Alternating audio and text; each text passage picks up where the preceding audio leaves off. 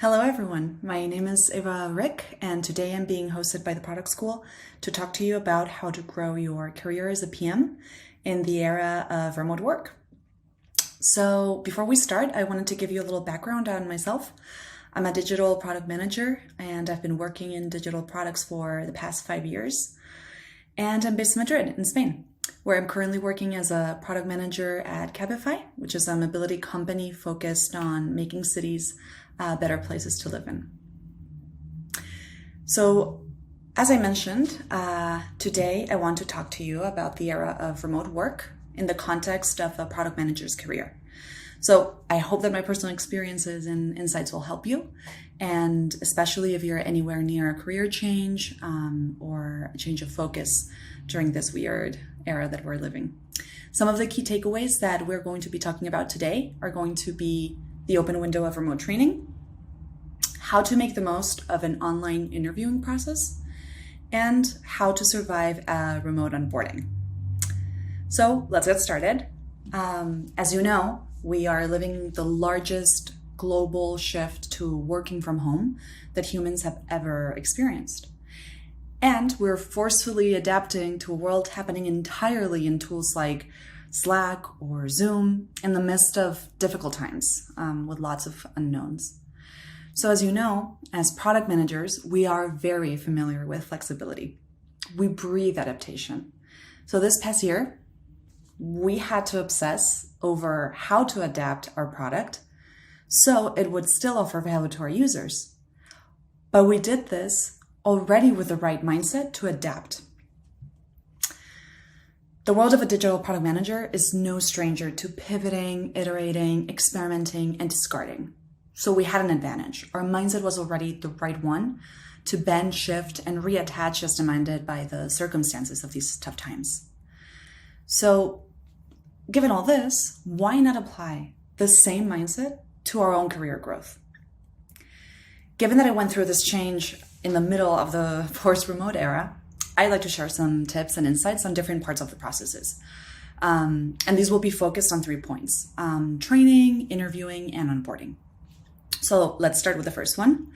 The shift to remote work has had a replica of remote experiences, right? So like, who has not done either an online wine tasting or an online museum tour, or even just simply hanging out with friends while you're having dinner or a glass of wine. And this is also true for the new possibilities that have opened up in professional training. This is super important because right now we have access to schools and courses that in a normal situation would have been completely out of our reach, given schedules or locations or even costs. So now, as a PM living in Madrid, in Spain, I can have access to trainers, experts, and content based in New York or San Francisco. So my advice here is to get training. I actually got some training in product management for a local course that was meant to be in person, but that got caught in the middle of the confinement rules in Spain. So the program and students were forced to switch to a remote model. And the thing is that it went so well that now this is part of the course offerings of the school. And you can get training in many ways. Schools, academies, and centers for study are now offering courses, boot camps, series of articles, or even specialized webinars that you can access in a more flexible way and adapt it to your own needs and situation. So in this case, if you're watching this, you already are doing it. You're attending this webinar hosted by the Product School right this second. And this is something that used to be rare. So it's becoming more and more established. So really it's the moment to take advantage of it. Getting training or expanding your knowledge can be done in many ways. I mean, you can get specific training in different areas of product management through courses and bootcamps, of course. But you can also focus on growing the skills that you use in your day-to-day as a PM. For instance, you can dive into materials focused on communication skills, data analysis, or user experience, all these skills related to being a product manager. There's also other ways of getting training. Something that can also help is to sign up to free trials of tools that you might be using one day.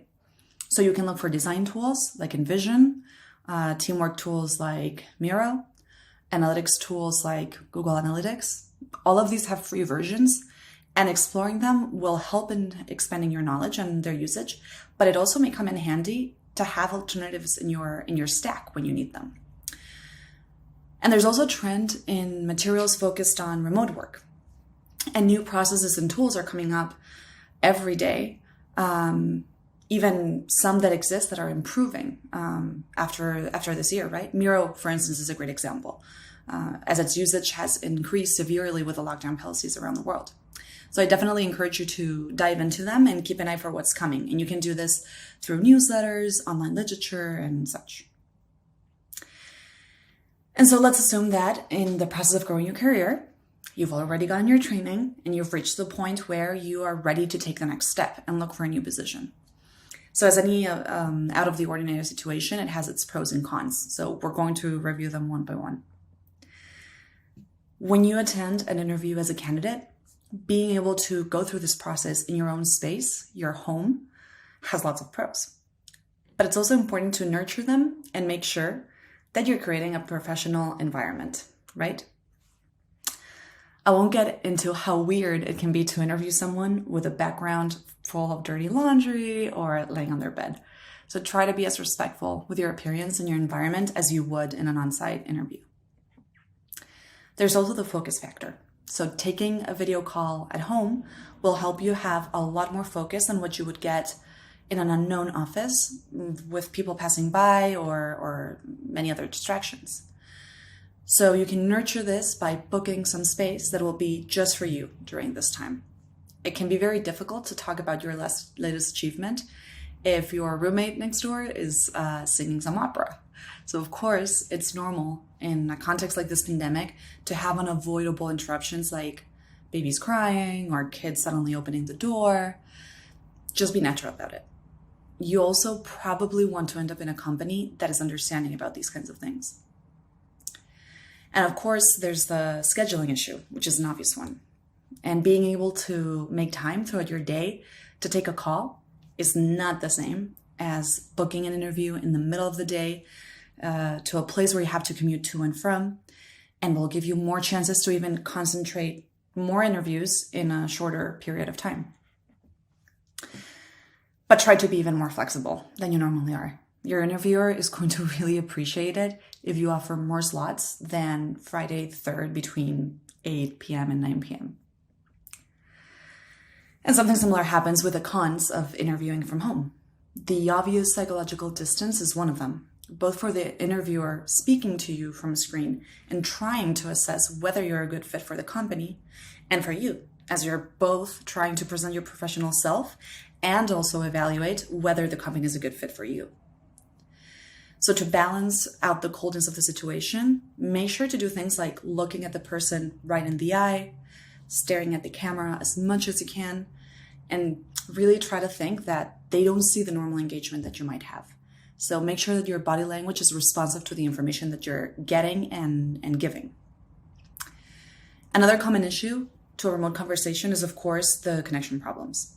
Unfortunately, there's very little you can do here except to acknowledge it and make sure that it doesn't become a blocker to express the persona you're trying to communicate to your interviewer. So be natural about it, don't get nervous, and try to suggest solutions.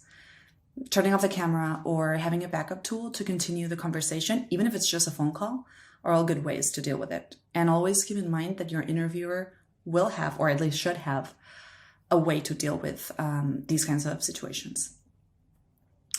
And then finally, I think one of the most important things that you will want to gather from your conversation during an interview is to grasp the company's culture as much as you can. So not being able to see the office where you come in, the people walking around, or even the environment created, it's a tough one. So the way you can balance this out is preparing a list of questions that will help you get a nice picture of what the culture at your potential workplace may be.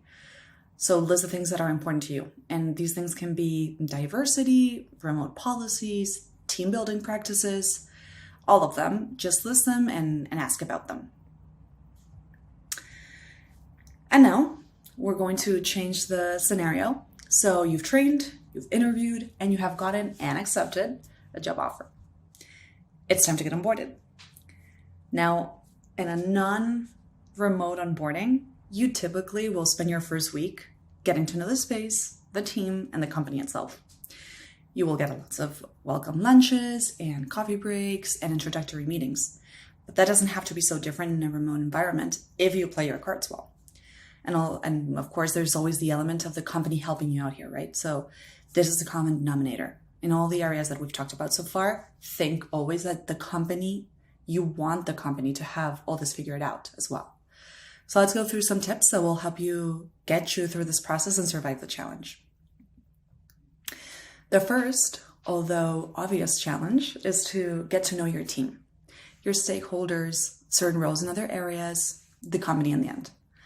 So make sure you get help from your manager first to identify all the people besides your own team that you should be meeting. Review their organizational charts, make lists, and establish priorities. It is also important to map what you want to learn from each person you virtually interview and understand how you might help each other and what situations you might interact. A second common onboarding chore is to read a lot. So in this, though, you're probably going to have experience because you will always be doing this in a non-remote onboarding anyways. However, given that you don't have the UX designer across from your desk or the EM sitting in front of you, make sure to take notes on all the questions that arise and follow up on them through the initial meetings or the future syncs that you might plan with all these colleagues. One tip that I would like to share is try to make a knowledge center for yourself because this is key in this process. You can use a regular document or a Notion page, whatever really works for you.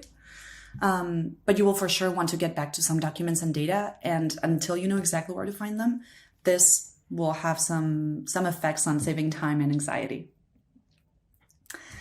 And then finally, building ties, building relationships. It's one of the toughest parts of starting a job remotely. You're going to have to find alternatives to the water cooler talk or the coffee break catch up. So try to make sure to make time to get to know the people you work with. You might not be sharing some, space physically with them 8 hours a day, but you sure as hell are going to be sharing some mental space. So try to plan out informal intros and one-on-ones and try to be open and accessible. Don't jump straight into action when you have a meeting. Take 2 minutes to talk about yourselves just the same way you would if you were running into someone while waiting in line for the microwave to be free. Building these relationships is going to be key for the experience you're going to have in this company. So it's important to really take some time and cultivate them. And that's all. Thank you so much for listening. I really hope that this run through on the era of remote work has helped you. And I hope you stay in touch. You have my LinkedIn right here, so please feel free to reach out and ask any questions you need. And also thank you, the Product School, for hosting this event. Bye.